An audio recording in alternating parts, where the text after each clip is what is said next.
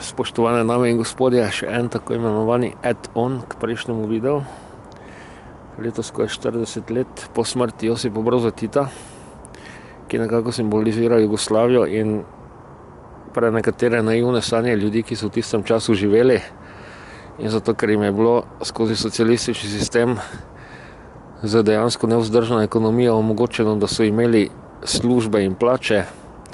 mislijo, da je bilo vse ok in da je bilo tisto idealno življenje, prihodnost in sedanjost je pa nekaj brutalnega. Ni res. Sedanjost je brutalna oziroma se zdi brutalna zato, ker se ljudje niso v glavah odcepili od tistega, kar je bilo takrat. Prihodnosti pa itak kreiramo sami in vkolikor bomo verjeli kot kolektiv, da je bilo nekoč vse lepše, kot lahko je,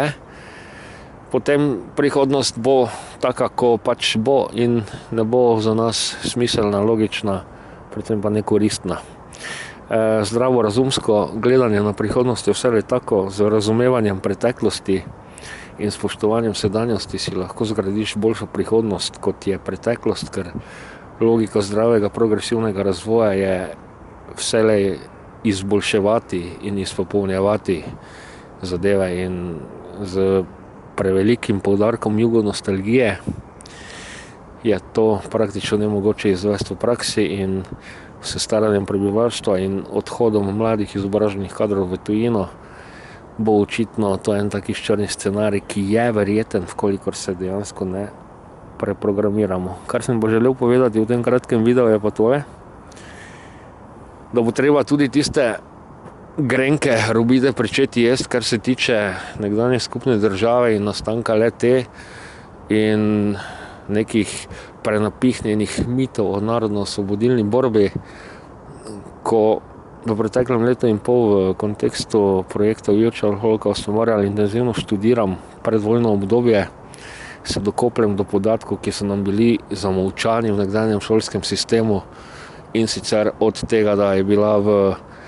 nekdanji predvojni Jugoslaviji komunistična partija prepovedana, da je le-ta izvajala atentate na določene ljudi, da se že takrat začela razvijati demokracija, ki bi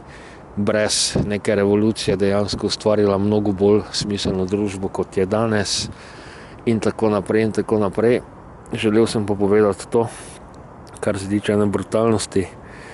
ko je nastalo uničevalno taborišče Auschwitz, ki je v svetovnem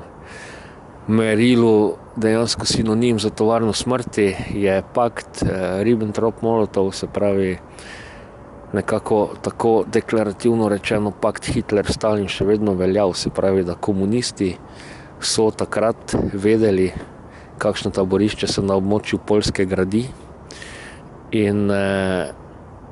ta pakt je dejansko razpadal šele 21. 22. junija 1941,